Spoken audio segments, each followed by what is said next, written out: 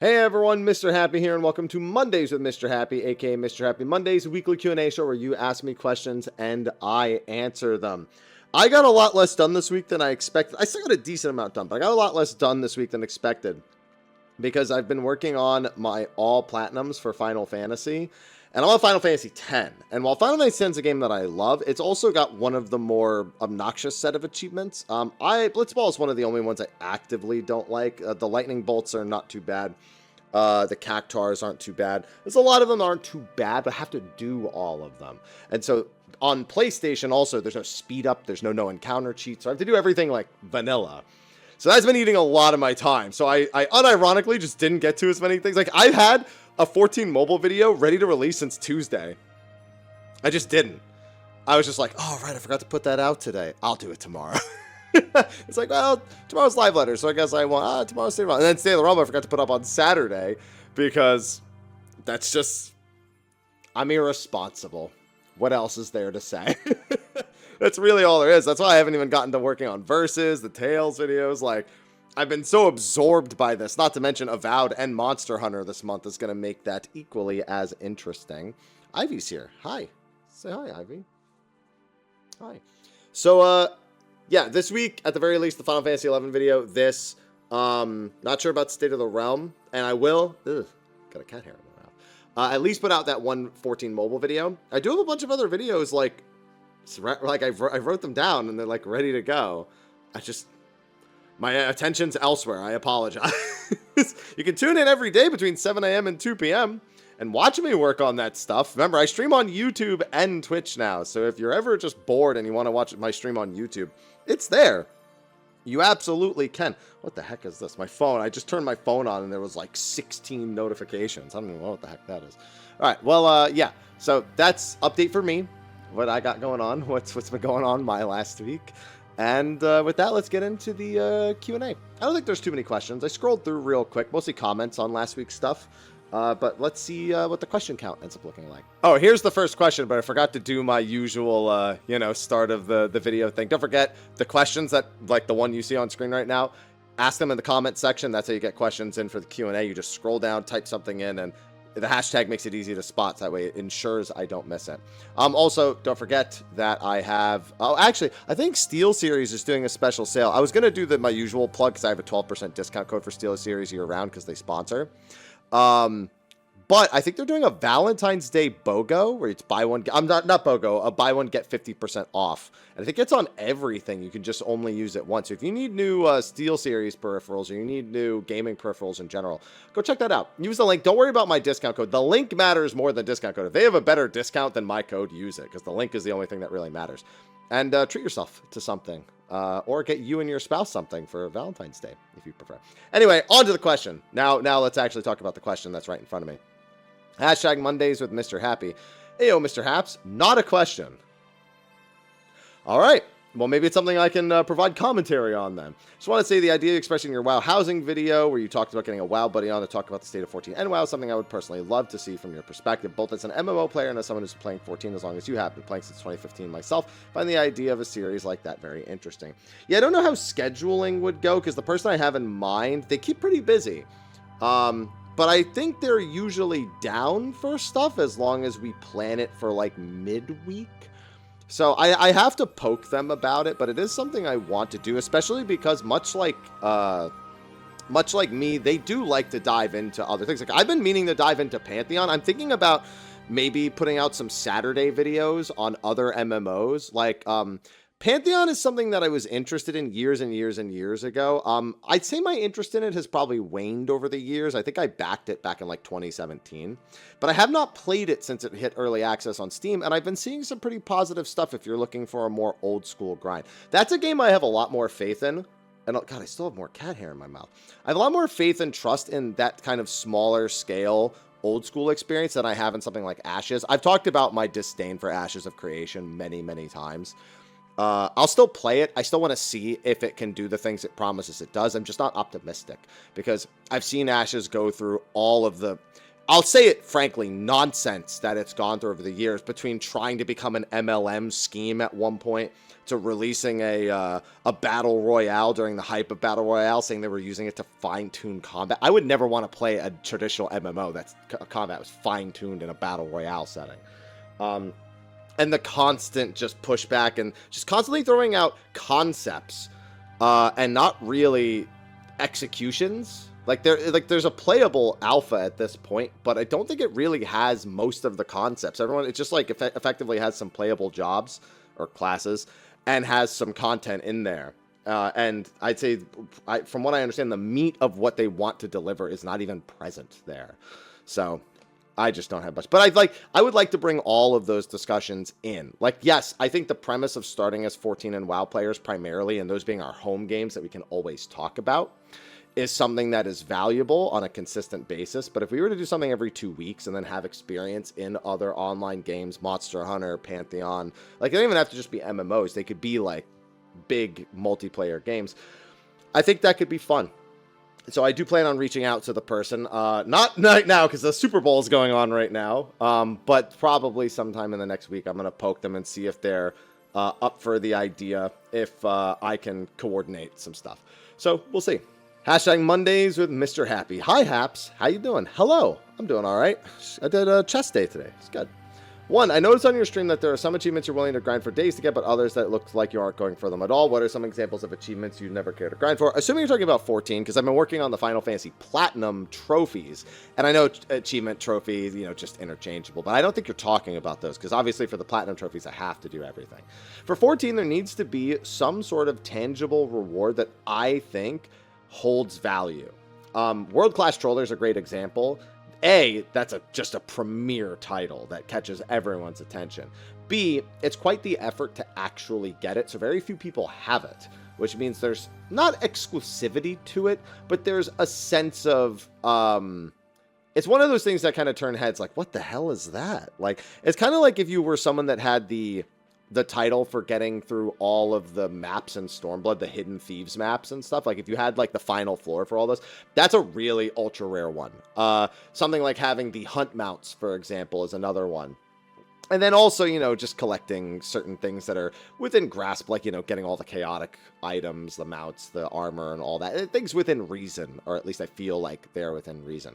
But if it's just something like, for example, the Leave Quest achievement, where you need to do, like, Leave Quest for 7 years, I don't care. I don't care at all. Like, you can't convince me to do something like that.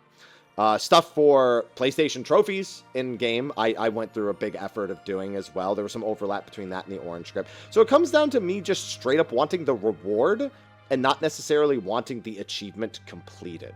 Because I already know I'm not completing every achievement in the game because I'm not spending 7 years doing Leave Quests. I mean, I could have technically already had that achievement if I cared 7 years ago. Maybe if I start now, I haven't done 7 years and it's been cool. But I don't think I care enough. Right, there were 2 more questions. 2, have the devs or Yoshi P ever explained why skill spell speed stats don't affect off globals? If time mage isn't happening, you think we'll ever get more use of cooldown reduction as a job mechanic? A job would have to be built with cooldown reduction in mind. You could argue stuff like Monk as it gets more Grease Lightning, passives now, used to be stacks, now passives. You could argue something like Ninja when they get Huton. Like, they're kind of built with those things in mind. But you'd have to build a job with the idea of consistently reducing their cooldowns as part of a core mechanic, which I think is a really cool idea and something they could do, with or without Time Mage. But they've only, effectively, if it reduced off globals as well, you run into a weird issue where everything is effectively compounding on skill and spell speed. And the breakpoints become basically mandatory. Like, the breakpoints for those stats become the most mandatory thing, even more mandatory than they are now. And they become a little bit harder to calculate. But not only that, how do I put this? They've never stated this. Consider this my observation. I don't think they've ever commented on it. I think it's just, they just don't see the point in trying to reduce that as well, unless they're specifically designing a skill with that in mind. How do I put this? I'm trying to describe it because from a balance perspective, it it would mean a lot of changes to skills to do this. Basically a potency hit to every single skill needs to be factored in. And it needs to be factored in based on the dev team's ideal skill speed that they have in mind, which is not necessarily something that the player base will go for. It gets really messy, effectively, to calculate what the value on skills are when every single skill has a variable global cooldown. It just adds so much value to skill and spell speed, but it's just a lot more math, I think, is really all it would come down to in order to properly balance stuff.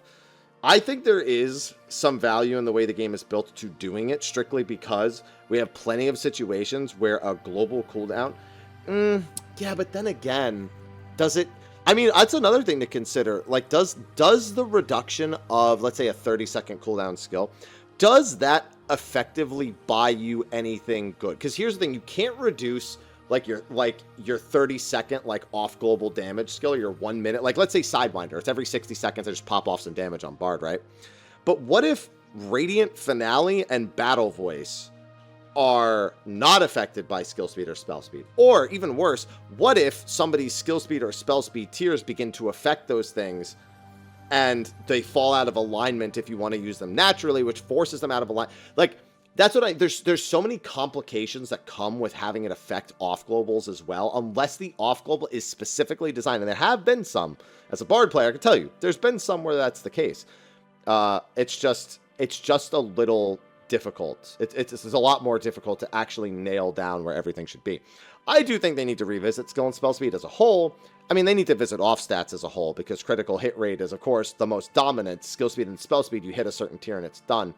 And there's just not enough room to have much fun with those stats outside of places like Eureka, Bozia, and soon to be Crescent Island, where we tend to get other like side stats, which probably won't even happen in Crescent Island in the first instance. That kind of stuff probably won't happen until later on. But yeah, it just gets very messy actually getting everything either A, aligned, or B, in the spot, just because of the way 14's designed. It's very static in terms of what they expect you to do, and not very reactive like World of Warcraft. And 3, out of curiosity, with inflation being what it is, has the 14 subscription cost ever increased in NA? I don't think so. I think the US dollar has remained fairly strong. We'll see how fucking long that lasts at this rate. And thus, they've generally adjusted other regions around the US dollar and not ever adjusted the cost of the subscription in the US dollar. So, no, I don't believe there has been. I think I would have remembered or noticed if there had. Hashtag Mondays with Mr. Happy. Hello, Happy. Hi. I hope you're doing well. You too. I considered waiting until after the live letter to see if I wanted to ask something, but something else came to mind. Finally gotten back to 16 and put 80 plus hours so far. I've done all side quests and as they've come since. I've just been captivated learning more about the characters in the world, but all the while the recent discourse around CBU 3 and especially the criticism of how they do side questing has been rattling around the back of my head. So I'm wondering how you feel about 16 now that it's been out for a while, and if you think it is an indication of any bigger weaknesses within CBU 3's game design capabilities. Last I recall, you felt a bit more favorable towards 7 Rebirth, comparable to in comparison not too long after playing it. Curious how you feel about 16 at the moment in time. So I love Final Fantasy 16. I find most of the side quests have really captivating stories and characters, and I'm glad that not all of them have happy endings. They're not afraid to just write characters and stories and situations that you're not going to get a solution where it's all honky-dory and everything's great. And it makes sense given the more Game of Thrones style inspirations that they took for that one. But that being said, they are effectively very static questing experiences. Go here, talk to NPC, go here, kill enemy. And I don't really have that much of a problem with it, but 16's breaks up the pacing a little bit too much, in that while you're advancing through pieces of the story, you're effectively thrown into huge swaths of side quests at any given time. And all of them individually are quite time consuming. And if there's any of the stories that you're not captivated by, or if that style of questing isn't as interesting to you, then it creates that sort of, again, it breaks up the pacing in a way that's not favorable to the player, especially in a game where the combat is actually the main draw. Like, imagine if in Devil May Cry, Dante had to go and do random side quests and stop fighting for long periods of time, or do barely any fighting for long periods of time. That's not a Devil May Cry people want, realistically. They understand that The story, it's cool, but it's like just kind of like edgy and simple. As long as you're just trying to absorb it on like a surface level. Obviously, people who are really into Devil May Cry lore know that it gets a lot deeper. But you have to start digging into like comics and other external media in order to get all that, and it's a bit of a pain. But they made sure that the game experience was top. 16's trying to have all of those things in the game in an RPG, and it just breaks up the pacing way too much. 7, I'd say, has enough variance in your objectives between the mini games and what it's actually asking you to do in any given encounter, that it doesn't feel like the pacing is ever really broken up until you get to the long stretches of like the monster arena stuff. That's where you end up getting to these kind of really weird spots. I just feel like it handles the pacing of side quests better and the variety of side quest objectives better. Whereas 16, I feel more captivated, I'd say on average, by the characters in the side quest, but they're presented the most matter-of-fact way that will not work for a lot of people. And I think that they could definitely learn to focus a little bit more on using the gameplay to forward the narrative instead of stopping to tell stories as much, and that would probably go a long way with something like Final Fantasy 16 in the future. Hashtag Mondays with Mr. Happy. Hi, Mr. Happy. Hi. Longtime viewer. Welcome. First time asking. Welcome. Someone mentioned Physic last week. I can't keep it to myself anymore. I want to hear your thoughts. Uh-oh. Question itself. How do you feel about giving Physic for Summoner a cooldown, make an instant cast off global that has a genuinely good amount? Listen, okay. I'm not going to say no, but what I will say is this. If I'm going to give summoners anything, it's not a better Physic.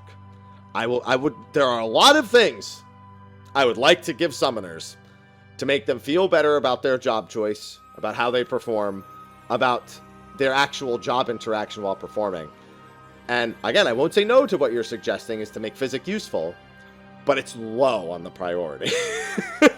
Above all else, it is very low. There's a lot of other things I would do. Like, I think they should retool some of their more basic abilities to at least be themed around summons. Like, if we're not going to get a Ramuh summon, then Ramuh should at least play a part in the spells. Like, they've already teased Ramuh as a summon, so even if we can just pull out the little Eggy to do, like, some of our attacks, that would be definitely well preferred. Like, what if, I know that a lot of the times you go to cast this, it's actually themed around one of the other summons, but, like, let's say you were just casting Tri-Disaster and Ramuh just shot, like, 3 lightning bolts out of the sky at, like, the ground around the area and made, like, a triangle or something. I don't know. I feel like there needs to be some more variety in summon thematics being used by summoner stuff. I care about that a lot more than Physic. But yeah, I mean, they could do this, and I guess that would be okay, but it's just, I just don't think it really accomplishes much. I saw a comment above this about Bard songs interacting, dots interacting with songs. I don't know why I said that. They don't. It's just every 3 seconds. They used to, but they haven't in quite some time. Yeah, I don't know why I said that. I think I said, like, last week, I think I said, like, oh, crits used to matter. Now it's just the dots themselves. It's not the dots. It's literally just every 3 seconds the song has a chance of proccing. If only the dots used to... If only the dots still had something to do with anything. Hashtag Mondays with Mr. Happy. No hello. Sad. How do you make your thumbnail so fast after you record a video? Well, I mean, it's funny you're asking that about on the weekly Q&A, because I don't even make thumbnails for the weekly Q&A like 98% of the time. So it's pretty funny that of all the places you could be asking that, it's here. Second, I mean, I have like 3 or 4, what are they called? What's the word I'm looking for? Templates. And I just kind of throw them in there. I grab an image that's relevant. I grab a picture of me most of the time that's relevant if I think it makes sense for the video. And then I throw some either bold white or gold text over it and call it a day. I mean, you eventually just get to a point where you can pretty quickly rattle those things out. I would like to record a handful of new images for me in there just to like update them. But it also doesn't matter, I think, much at the end of the day. Hashtag Mondays with Mr. Happy. Hey, Haps. Hi, how are you? I'm good, thanks. Question about etiquette. Okay. My static is still progging M4S, and we're done with reclears and don't want to waste our limited hours on reclearing 1 through 3 for access. So I've been relying on taxis from friends, but more and more those are rare and rare. Is this something we can advertise for on PF? Would be a reasonable offer of Gil. It's weird. I can't imagine offering Gil for a taxi. I'm positive I'm almost certain you could, but it's like, Because, so keep in mind that in 14, you're allowed to murk. In the sense that you're allowed to say like, oh, I want to buy something. You can't sell a service in the Party Finder, but you can buy a service in the Party Finder with a guild offering. That's why you see things like people buying mounts from, like, want to buy mount from EX Trial or something like that, 2 mil per person. You're allowed to do that. Same with the taxis. How much guild though? I don't know. Okay, so also let me let you know, in 2 weeks time, you won't need it. It will be unlocked in 2 weeks. So maybe you play on that humor. Maybe be like looking for taxi to M4 7.18 can't come soon enough or something like that. Somebody might find that funny and like join it, but I don't know how much guild to tell, because I would never ever pay guild for a taxi. I would just like go through my friends list and shit, or like try to go into the PF or something. I can't imagine paying guild. Hashtag Hatmons with Mr. Dayp. Ohio Gaze IMAS. Isn't that? I feel like that's like a mocking a greeting. Anyway, that's a hello, I'd assume. Ohio. Get Ohio. That's a hello. I guess it counts. What's your favorite raid music? I just listen to the game. I use, so especially in Ultimates, a lot of fights, the music matches up with the fight.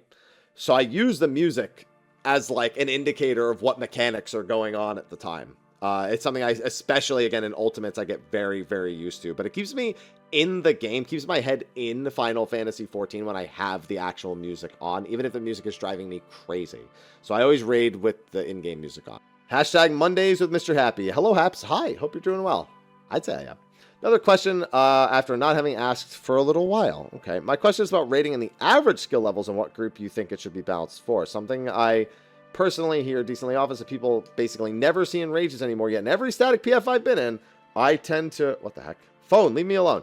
What was I doing? Something I personally hear decently often people never see in rage, but yet in every static PF I've been in, I tend to at least see in rage a few times, even at times when the entire party is best, including fights like M4S where you cleared week 1 before in rage. The question mostly is, where do you think the average lies? Do most people see in rages, or are most people who do savage good enough to almost never see it?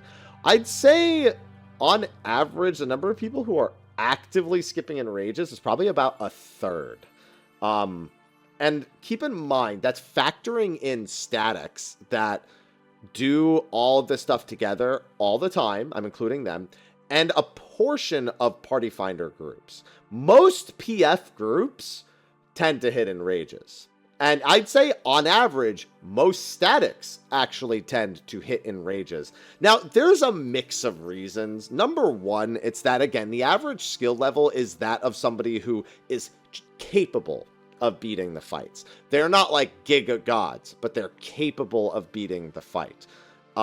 Which is fine, because that's literally all you need to be. But there's also the people who straight up should be skipping in rages, but quite frankly, they just don't try that hard. Like, you can have people who are like, oh, I'm a Penta Legend, and like every week they die in like M3 or something, like once, sometimes maybe even twice. So like maybe you end up wiping during reclears for like an hour before even getting to M4S for some reason. Like, sometimes it just happens, and you have to factor that into this as well. So no, I'd say the average is, without getting too detailed, is just people who are capable of winning, and nothing higher, nothing lower. Exactly where the average should be. And that average will likely hit in rage, even with this, at time to time. Hashtag Mondays with Mr. Happy. Hello, Happy. Hi. Long-time listener, first-time asker. Welcome. I just won a bet with a friend, and as a reward, she has to play 8 hours of 14 with me. This will be her first introduction to the game, and I'd like to make it her best experience possible. I absolutely love the MSQ and like to share it with her. In your opinion, what's the best consecutive 8 hours of MSQ? Any other suggestions of what to do? Consecutive 8 hours? I mean, that's the end of Shadowbringers. Almost certainly. The last 2 to 3 levels. That might be more than 8 hours, but almost, for me, almost certainly the end of Shadowbringers. Specifically patch 5.0. But that also requires people to have like a pretty good understanding of the character. I don't remember how much screen time Emmett gets in that last 8 hours. Obviously, he gets it all throughout past the like just after the Innocence fight and onward. But right before that, I mean, I know there's a ton of him in Raktika, but that's not within 8 hours. That's like 15 hours you would probably need for all of that. Like that's the problem is that really the best stretch if somebody doesn't actually have a grasp on M itself as a character? Arguable. There's a few other parts that are probably okay. I'd like to say the banquet, but that's like an hour tops. And then before and after that, I would not say. Well, I mean, leaning into Heavensward is actually pretty bleak and hopeless. That's another good stretch, actually. The banquet going all the way through to the first. But then there's I don't know. There's a few stretches in there. Again, that's probably only like 2 or 3 hours. And a full 8-hour stretch is tough because there's usually a little bit of downtime. So you have to pick one of the meatiest times of the MSQ. And that's when, like, without any context, is it really that interesting to watch? You know what I mean? So it's a big question. I would not say the middle or end of Heavensward without context. Stormblood, no, for the most part. Yeah. I think still going towards the end of Shadowbringers probably is one of the better stretches that is pretty well paced and has a lot of very interesting character development. So that's going to be my vote. Hashtag Mondays with Mr. Happy. Hello, Happy. Hi. With the recent news about Blizzard's plans on adding player housing that you also covered in a recent video, my question as follows. Would it be ideal to vastly expand the amount of wards and also add subdivision to each ward and also lower the price? No, the best thing would be to just redo it. Like, I mean, I understand that that's not the realistic ask, and your ask is, like, within reason, are these the things they should do? Yeah, but no, like, straight up people have wanted unlimited housing for quite some time, and apartments are about as close as we get to that. If they are keeping the current housing system, then it's tough, because there are solutions that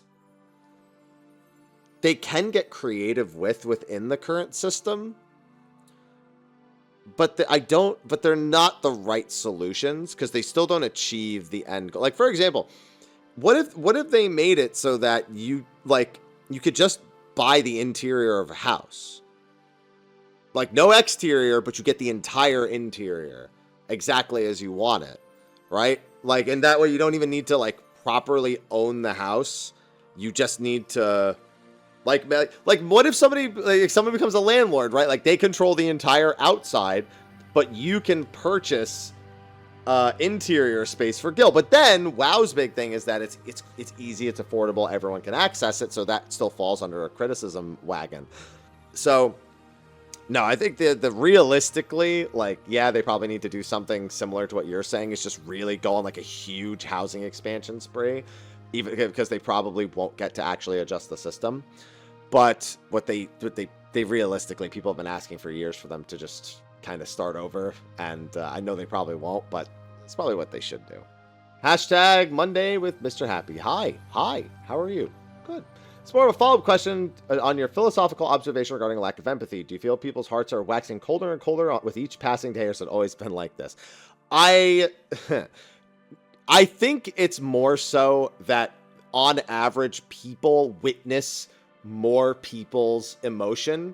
Obviously, as the internet has become more and more available, the average number of people that you are exposed to, whether it be their opinions, their mannerisms, whatever it is, as like it's the equivalent of walking down a giant digital street and just taking notice of things. And thus, by virtue of being exposed to more people, you see those things more. And generally speaking, we as people, as human beings, we tend to remember negative experiences. They tend to affect us more than positive experiences.